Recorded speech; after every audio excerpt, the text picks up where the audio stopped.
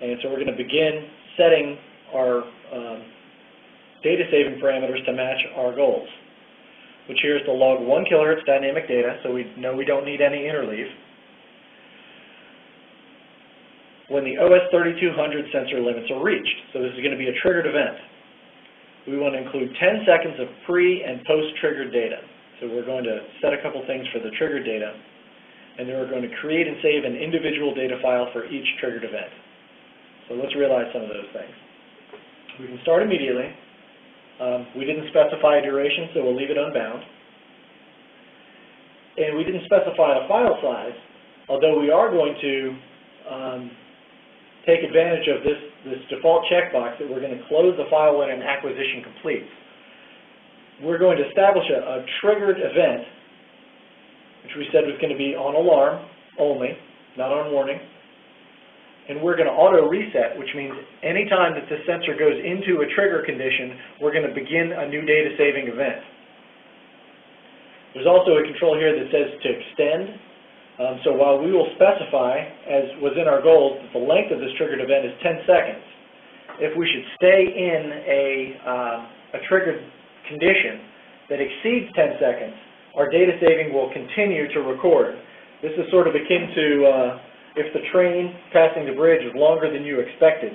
Perhaps you expected to be able to trigger on the train, record for 10 seconds, that would give you the entire event. But rather than one car, the train's coming by with 10 cars. You would use the extend button to continue recording while the strain from that bridge was beyond a threshold, an alarm threshold. And once it passes back through that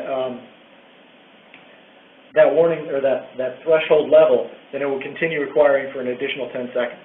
Yeah, extend basically ensures that you get, excuse me, the amount of time you specified after it drops out of alarm.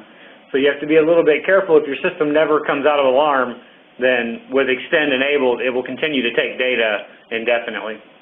Right. So if you're going to throw something at a fence, then you know that you can extend, because if it vibrates for a while, that's what you want to capture. If something leans into the fence and that strain is perpetual, then you really need to be aware that that's a possibility in the ramifications for disk space.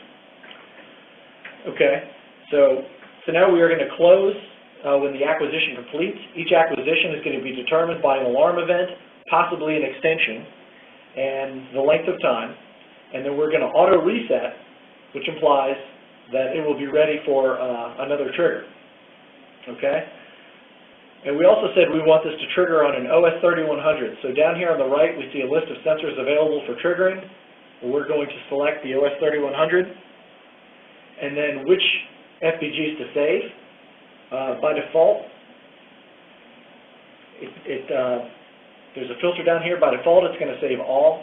We're going to choose selected and specifically say we just want to save the OS3100 and we just want to save the OS3200. And I'm sorry, my trigger was wrong. I intended to trigger on the 3200. One quick comment there on the save filter.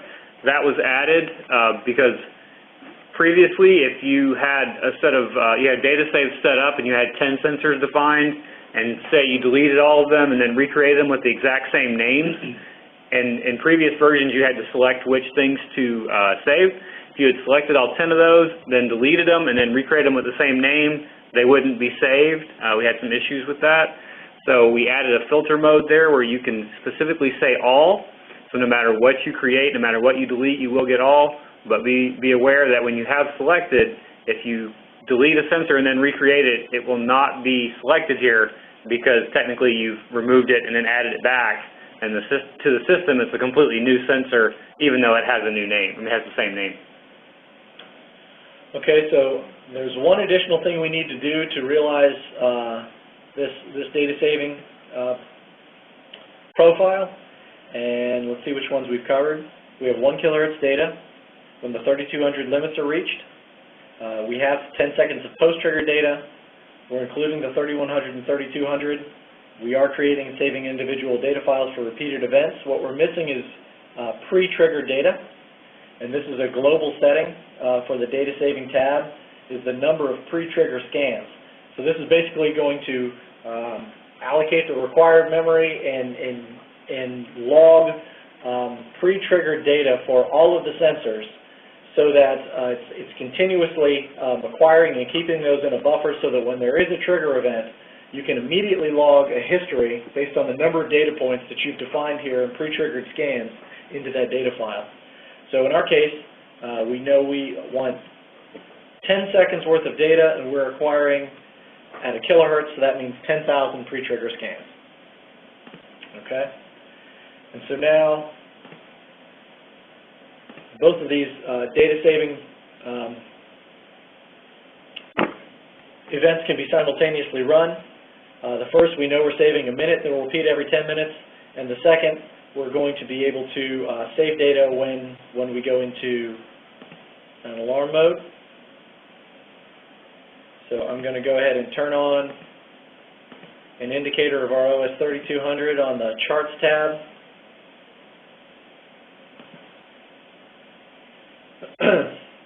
And I will go ahead and wait the remaining 30 seconds here until we complete our first profile, our minute's worth of data, so that you can see that check mark become active, knowing the data is being saved when we break through the threshold on our dynamic triggered event. Meanwhile, I'll do a little bookkeeping and make sure that we are covering everything for the save. I believe we are. We should be just moments away. Okay. So our periodic data saving is in pause mode, and if I begin putting a strain on our OS3200, note I go into warning, indicated by yellow, but we didn't trigger on warning events, only alarms. And then when I go into an alarm, you see that I stay in alarm and data is being saved. Let's see if I can do this two-handed without... Okay, so we're still in alarm. We're past our 10 seconds, but because we had extend on, we continue to save data at the full 1 kilohertz. And now we're going to go back into out of alarm condition. It's going to finish the 10 seconds worth of data saving, and then we should go back into pause mode. Okay? And because we auto reset, I can immediately go back into an alarm condition again. It's going to save the 10 seconds of data and go back into a pause mode. So if we then go look at the resulting data files, I guess I need to refresh here. So we have several things that we've recorded, and let's just go with the date modified. So here was our periodic save file that we created. Okay, so we were saving, where's our timestamp? Oh, I had none on the timestamp. Okay. I specified it without a timestamp, otherwise our first column would be a timestamp. But each one of these data acquisitions was separated by 1 second, and then if our timestamp was on, we would see a jump of 9 minutes and 50 seconds before each one of the next group of acquisitions were done. And similarly on our dynamic,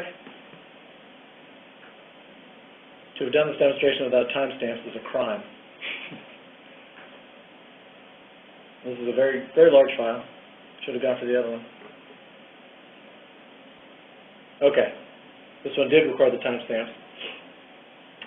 And what you'll notice is that the timestamps start out with negative numbers that increase by 1/1000th of a second. And so that's that 10 seconds or 10,000 acquisitions of pre-trigger scan. Notice that we're also recording the values for the triggered sensor and the OS3200 as was stated in our data saving goals. And so we record the very large data file. The first 10 seconds before the trigger event, and as we approach 0 in time here, we can see when we went from below our trigger into our triggered value, and from there the timestamp increases through all of that time where it was extending until we finally released the sensor, and it continued for another 10 seconds worth of data acquisition. So that is the Data Save tab and how to use the configurations. So I can turn those both off, and now we see the data the Save tab indicator goes away and all of our controls have been restored to us. Any questions? Any questions about that? Checking the, let's see, external trigger. Can we discuss external trigger?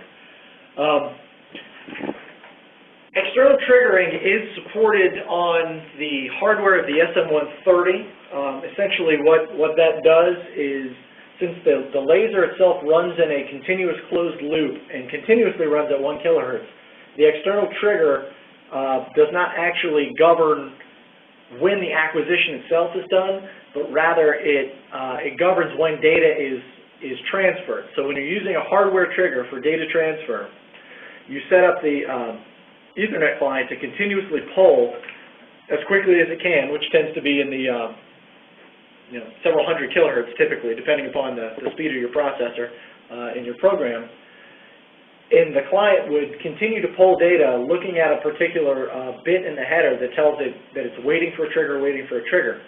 And when a hardware trigger is encountered on the SM130,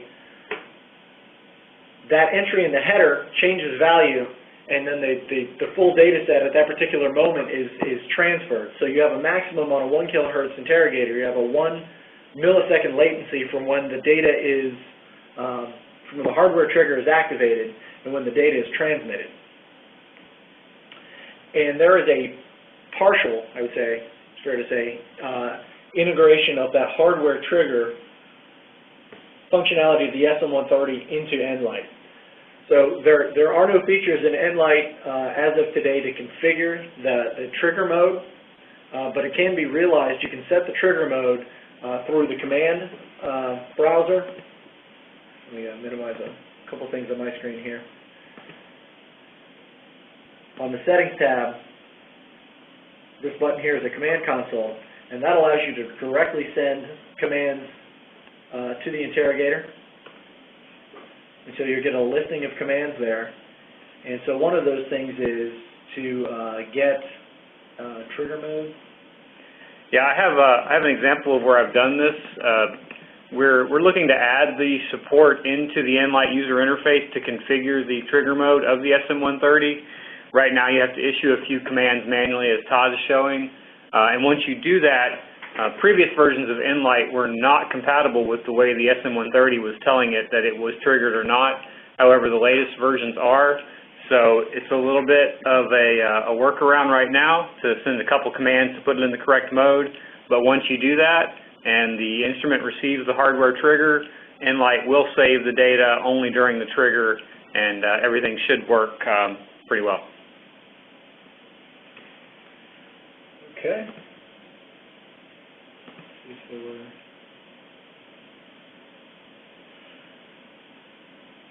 see, we've quite a few questions on data saving.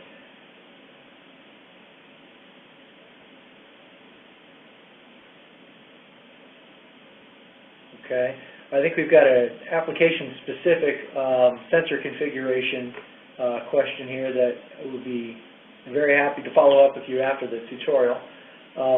A more general question, can you set up more than 2 data-saving profiles?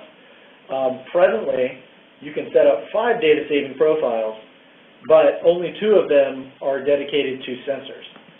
So if we look at these profiles, there are quite a few common controls here for the start, stop, file size, acquisition, all of these things for event spectral response. So there's a lot of commonality underneath how the data-saving profiles are configured. But right now we do have a hardwired limit of 5, 2 of which are sensors. We have discussed and do envision an interface where multiple configurations or an arbitrary number of configurations could be realized. But at present, that's what's available is 2 sensor configurations. And please, if for everyone listening, if you have features that you're interested in and you're looking for, please email us. ENLIGHT is very much driven by user feedback, so the features that get the most requests tend to be implemented the quickest. So if you have things on your list like that, please email to us. Email them to me or Todd or to Tom, and get those on the list. Or become a fan on Facebook and post it in the comments. There you go.